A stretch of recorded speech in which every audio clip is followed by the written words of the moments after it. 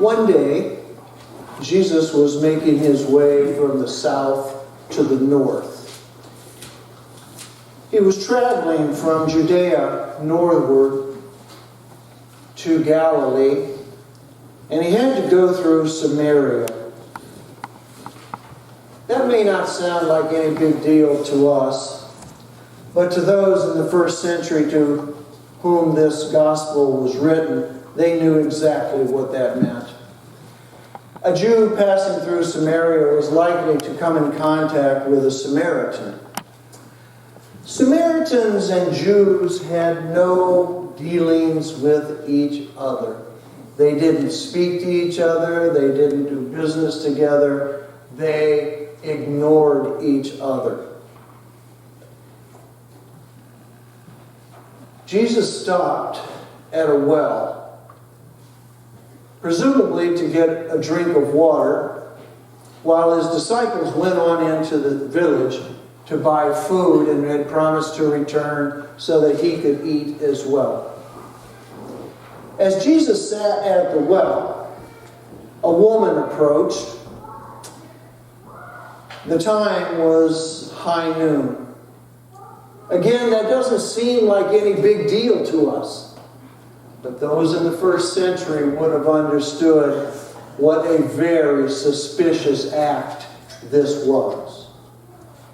Not only was this a Samaritan, but a woman who was coming and would speak to an individual man alone. That was a prohibition. As well as the fact that it was noon, when everybody would come to draw water from the well early in the morning or later in the evening when it was much cooler. For someone to come at noon raised a lot of suspicion and gave the people reason for pause. Was there something shady going on?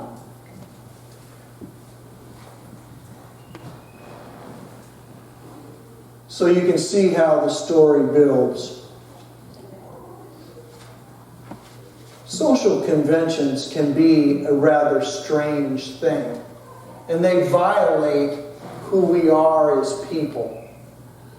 Listen to how Jesus dealt with the problem. Now, when Jesus learned that the Pharisees had heard that Jesus is making and baptizing more disciples than John, although it wasn't Jesus himself, but his disciples who baptized, he left Judea and started back to Galilee. But he had to go through Samaria. So he came to a Samaritan city called Sychar, near the plot of ground that Jacob had given to his son Joseph. Joseph's well was there, and Jesus, tired out by his journey, was sitting by the well. It was about noon. A Samaritan woman came to draw water, and Jesus said to her, "Give me a drink." My mother would have said, "Give me a drink, please." But Jesus said, "Give me a drink." His disciples had gone to the city to buy food. The Samaritan woman said to him, "How is it that you, a Jew, ask a drink of me, a woman of Samaria? Jews do not share things in common with Samaritans." Jesus answered her, "Oh, if you knew who it was, if you knew the gift of God, and who it was that is saying to you, 'Give me a drink,' you would have asked him, and he would have given you living water." The woman said to him, "Sir, you have no bucket, and the well is deep. Where do you get that living water? Are you greater than our ancestor Jacob, who gave us the well and with his sons and his flocks drank from it?" Jesus said to her, "Everyone who drinks of this water will be thirsty again, but those who drink of the water that I will give will never be thirsty. The water that I will give will become in them a spring of water gushing up to eternal life." I love this next part. The woman said to him, "Sir, give me this water so that I may never be thirsty or have to keep coming here to draw water again."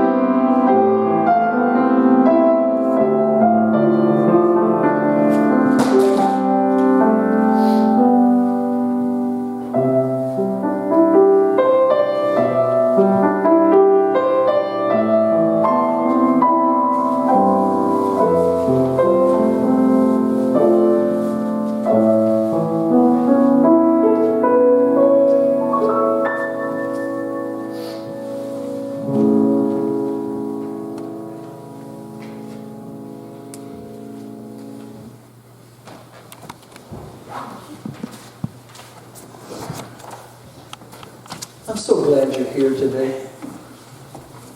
I wanted you to be here today. Things are going to change a little bit around here. And I wanted the opportunity to sort of make those changes with you. The coronavirus has changed the way we live, at least for a time. It's touched every aspect of our lives, where we go, what we do, and how we do it.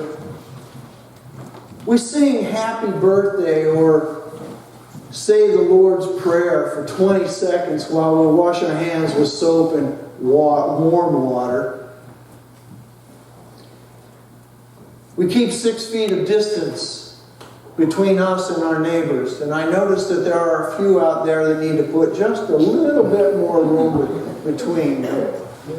We stock up on groceries. We buy truckloads of toilet paper. We bump elbows instead of shaking hands. We do a lot of things differently, but there's one thing the coronavirus has not changed in us. And that's the commitment that we have to our faith. We still want to grow in God. We are still the church, even though we're faced with the challenge of figuring out how to do church differently. We find ourselves in the gap, in that period of time where life is not normal, where experts tell us it's not wise to congregate. Well, for the next month or so, we're going to gather regardless and worship in the gap electronically. In fact, that's what we're going to call our YouTube offering each week, Worship in the Gap. Reverend Don Niederfrank and I, with the assistance of Brett Dimmer, will be providing this worship experience for you, designed to keep you in touch with First Congregational Church, with all of your friends and fellow members, as we learn new and creative ways to be the church in our Port Washington community. On a weekly basis, Don and I will meet you on YouTube, sharing some relevant thoughts on the Scriptures, listening to some music, keeping you up to date on church announcements, and making suggestions for ways that you can grow spiritually in the gap. In fact, who knows? Who knows? Our church has one of its tenets of faith that God is still speaking. We believe that God's revelation is ongoing and that God is still speaking to us. Could it be that God is about to speak to us in a unique way during this time of crisis? Could it be that the coronavirus may well be a very unwelcome experience, yet surprising opportunity for us to grow deeper and closer as a community of faith? You see, in addition to our YouTube worship service, we will be in regular contact with you through email, telephone, instant messaging. We will be providing you with suggestions on books and articles to read, activities to build your relationships, ways you can consider ministering to one another, and websites to visit during this time, all with the eye towards growing spiritually. We're not going to sit still for this virus. We're not closing the doors to our church. We're just closing the doors to this building for a short while. The psalmist writes in Psalm 91, "Whoever dwells in the shelter of the Most High, who will rest in the shadow of the Almighty. I will say of the Lord, He is my refuge and my fortress, my God in whom I trust. Do not fear the terror of the night, nor the arrow that flies by day, nor the pestilence that stalks in darkness, nor the plague that destroys at noonday." There were times in the history of the Jewish people, 3 times specifically, that they found themselves scattered throughout the world, mainly Asia, Europe, and Africa. The first time came when the Assyrians invaded in 722 BC. The second time was when the Babylonians came and exiled them in 586 BC. But in 70 AD, after a period of time, a few years of revolt, the Romans swept into Jerusalem, laid the city to waste, and destroyed the temple, the very center of Jewish life, laid the temple to total destruction. At that time, the Jews were scattered around the world. They had to reformulate their self-definition of who they were. They had to figure out a way to maintain their sense of identity and faith as Jewish people. And they worked hard at that. It was called, and still is, the diaspora. Maybe you've heard of that, the diaspora, the scattering or dispersion of people from the homeland, from their first congregational church. You understand? We're about to be scattered. We're about to experience a diaspora of our own. And our self-definition as members of this church and our understanding of how we do church is about to change. I think in a good way. Oh, we may not gather as usual. We may not see each other regularly like we do. It's likely that we will not sing our hymns with one voice, nor share in our common prayers of confession and thanksgiving. But rest assured that we will worship as one community, though meeting in different places, just like the Jews of the diaspora. Worshiping our God, remembering our calling, and embracing our mission that will only be for a time, and then we will come home again. Having been not just faithful, but having let our light shine in our community. What I mean by that is that we will remember who we are as Christ's church in the world. We're suspending our communal worship experience at least throughout the end of March. I suspect that in a week's time, we'll kind of know where we stand. We have this thing on the horizon called Holy Week and Easter. We've got our eyes on that, and we will give you as much lead time as we know. But right now, all of us are in a time of not knowing. But we will be in close contact with you. What it means to be those who remember who we are and to whom we belong is that when we come upon someone who is not at the center of society, someone who is on the fringes with needs for spiritual affirmation and human connection, that we will not pass by on the other side. We, like Jesus, will stop. We will stop at the well. We will look into the eyes of another long enough to find that common ground so as to forge a meaningful relationship based upon respect and regard. One thing we're going to be doing on a regular basis in our contact with you is giving you very concrete suggestions of how to do that. We'll be asking you to pray for certain people in our church. We'll be asking you to reach out and make a phone call or write a note. We'll have other suggestions of how you can make connections during this time of diaspora, of scattering.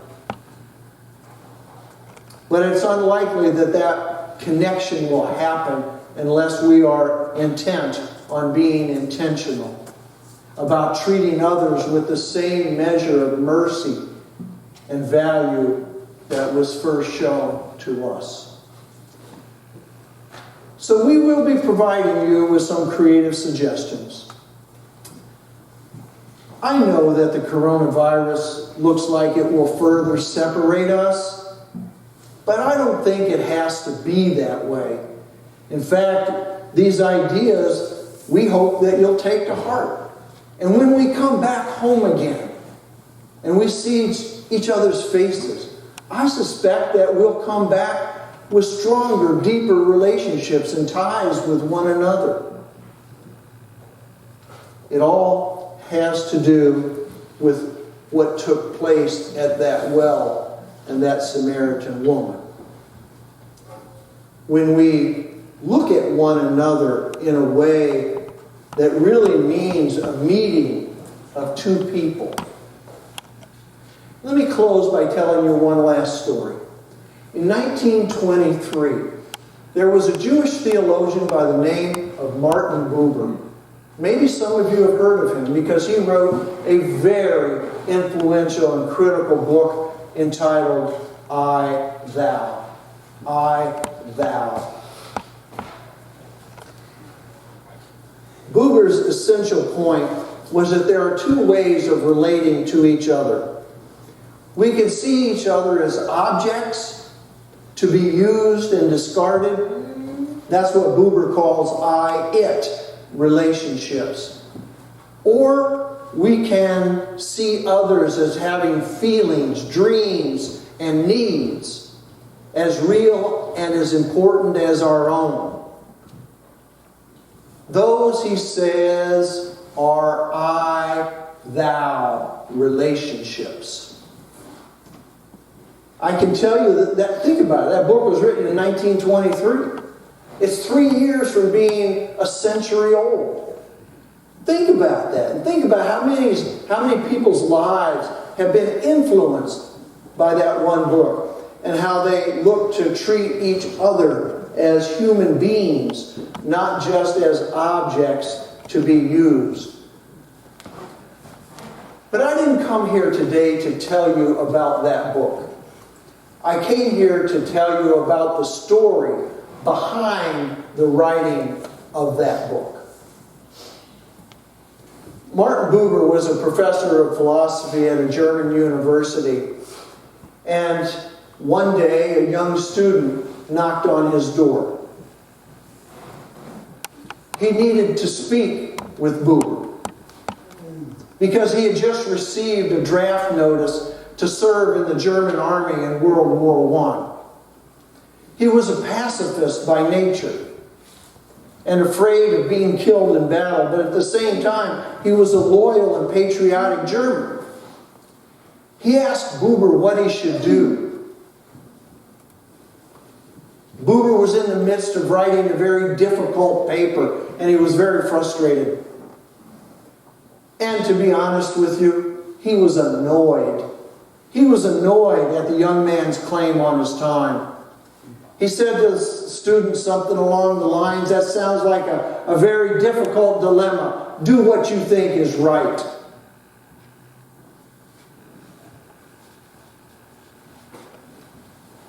The young man, in despair for lack of guidance, left and committed suicide. And Buber, for the rest of his life, felt a measure of guilt for not being more present to that young man, for seeing him only as an interruption and not as a human soul in need.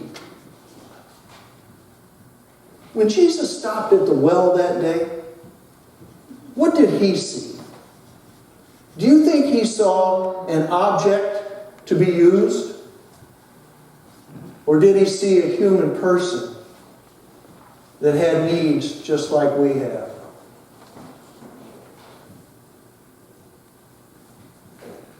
In the days to come, you'll have opportunities to be the church of First Congregational in Port Washington.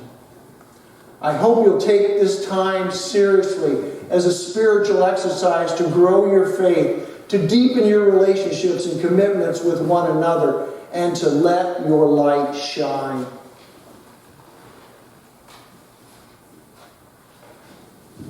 We'll meet you in the gap. May God bless you. And may God bless First Congregational Church. Let's take a moment.